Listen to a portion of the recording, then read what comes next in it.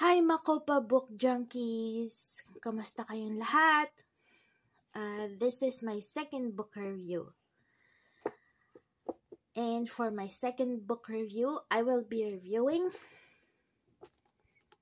Pearl in the Sand by Tessa Afshar. So, ayan ang book cover niya. Front, may babaeng nangungusap ang mga mata. At sa bottom ay may lalaking nangungusap ang mga mata. So, ito may red na rope.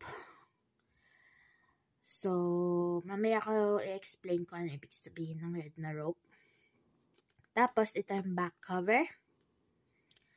And may picture ng author, si Tessa Afshar.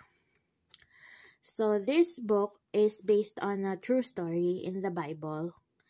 Sa panahon ni Joshua, kung mababasa niyo yung Judges. So, about siya sa dalawang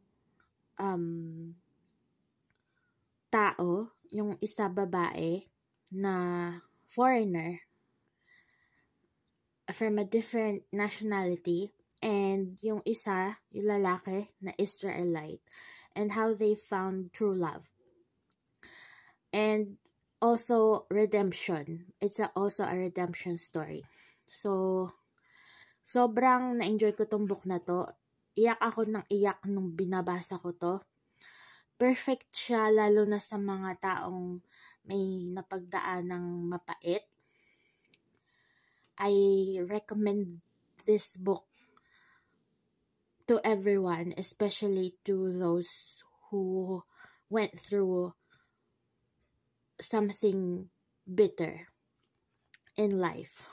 So, ayan siya. So, explain ko na kung bakit may red na rope. May red na rope kasi may meaning siya. So, kung mabasa nyo yung Book of Judges, para siyang sign. Well, hindi lang parang.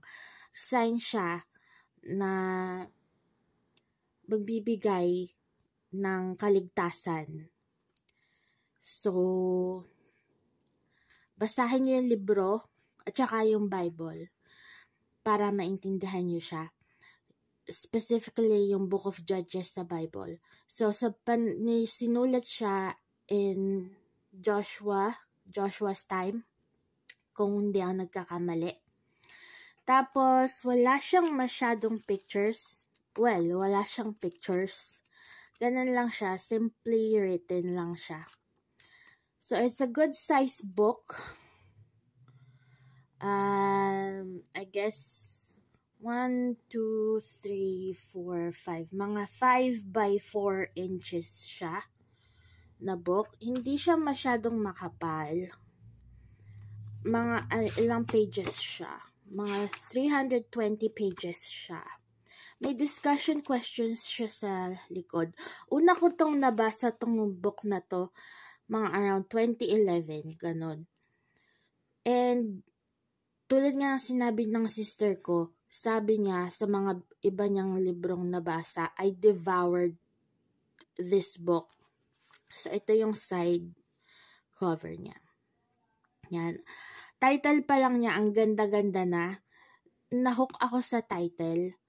And,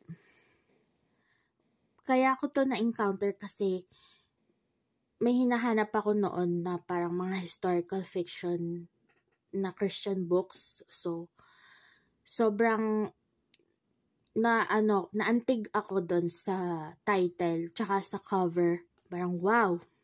It's very relatable. Meron din siyang good humor sa mga ilang chapters to. May epilogue siya sa huli. Ilang chapters nga ba to? Maganda siya.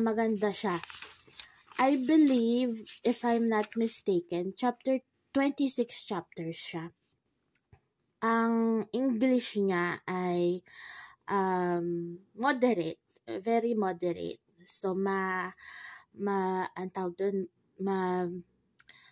babasa siya ng ordinary English readers and ordinary English speakers. So, yeah, very moderate naman yung English niya. Kayang-kaya naman basahin. Hindi naman mano-nosebleed. Hindi ka naman mano-nosebleed. So, ang ganda niya. May good humor siya. And, feeling ko pag natapos mo tong basahin tong libro na to, mas madideepen yung relationship mo kay Lord. Kung may relationship ka na kay Lord.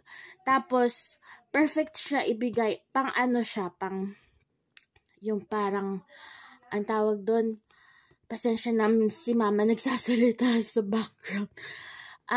Perfect siya na yung pang evangelization, parang pang evangelize, especially sa mga taga Middle East. So, kung meron kayo mga Middle Eastern friends. Pero, sobrang ganda niya.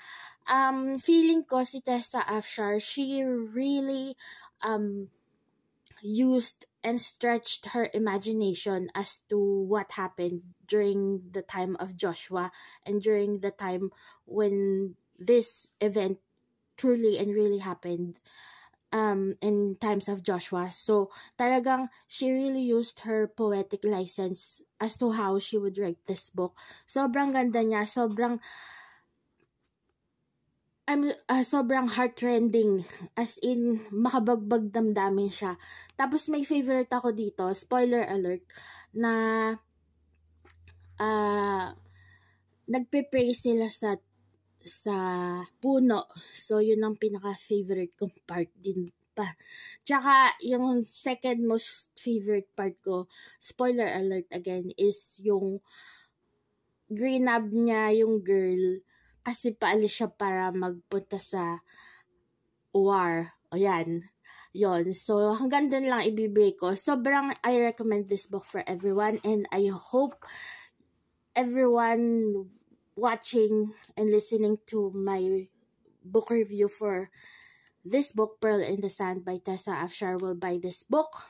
And kung pwede sana, bumili kayo ng sangkatutak tapos ipamigay nyo sa mga friends nyo, kamag-anak nyo. Ganon siya kaganda. As in, ang ganda niyang libro kung basahin. Ito yung mga libro na uulit-ulitin mo at ipapasa mo sa mga anak mo, apo mo, kaapu-apuhan mo. Yan. Ganon siya kaganda. And for this book, I am giving this book 1,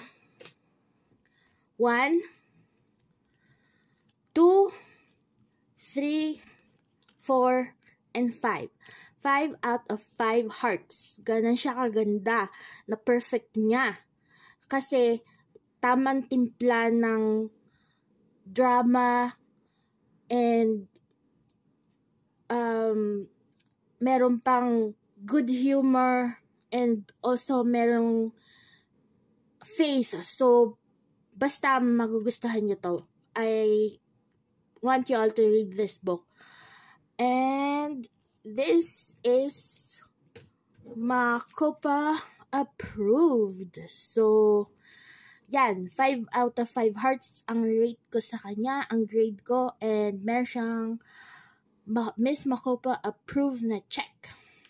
So, ano pa hinintay nyo, Makopa Book Junkies? Go and buy or borrow Pearl in the Sand by Tessa Afshar. And basahin nyo na. I can't wait for all of you guys to read this book. So, yeah, comment down below kung nabasa nyo na to, o babasahin nyo pa lang, or binili nyo, o na nag-hesitate kayong basahin. So, comment lang kayo.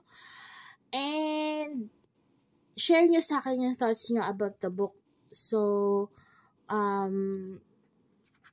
we can discuss kung anong thoughts and opinions nyo about sa book. So, hindi lang ako yung analyze sa book na to. But, I'm going to analyze it with you. So, yeah.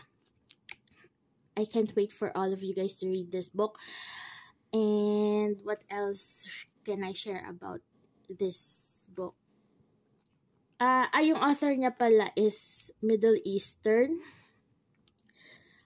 So, meron siyang website actually. And meron din siyang book trailer. So, hanapin ko yon, ilalagay ko sa baba kung ano yung book trailer niya. I believe trailer siya ng libro na to na ginawa din mismo ng publisher niya. Ang publisher niya ay Moody Publishers. So yeah, ang galing ng author na to, as in, ang galing niya magsulat. Nakuha niya yung tamang timpla ng drama and action, tsaka faith. Yung paghalu-haluin mo yun, merong perfect na book talaga na babasahin mo for all time, as in. Tapos, kailan ba siya pinublish?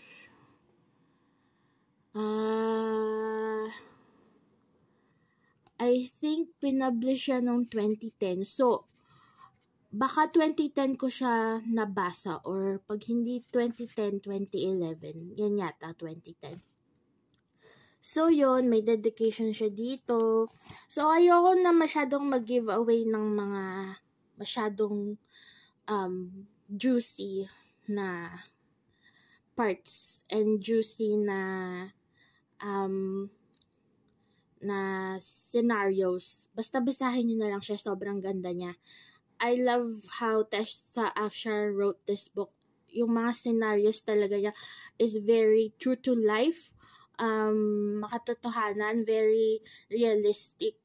Tapos, ang ganda ng pagka-imagine niya sa mga characters. If I'm not mistaken, she did her research about Joshua's time, and she also wrote the backgrounds of each character in a very melodramatic way. So, sobrang ganda niya. Ayun. Nung binabasa ko siya, feeling ko totoo talaga siyang nangyayari. Pero syempre, hindi natin malalaman yung true event talaga. Si Lord lang yung nakakaalam nun. This is parang lang siya. Imagined na pagkasulat on what really happened during Joshua's time. So, yeah, ganun siya kaganda. So, I hope you enjoyed this video, and I hope you enjoyed listening and watching about my second book review. So, yeah. I can't wait to read my new book na babasahin ko, and I also borrowed another book sa library. So this book, for this book review, I borrowed from the library. So yeah,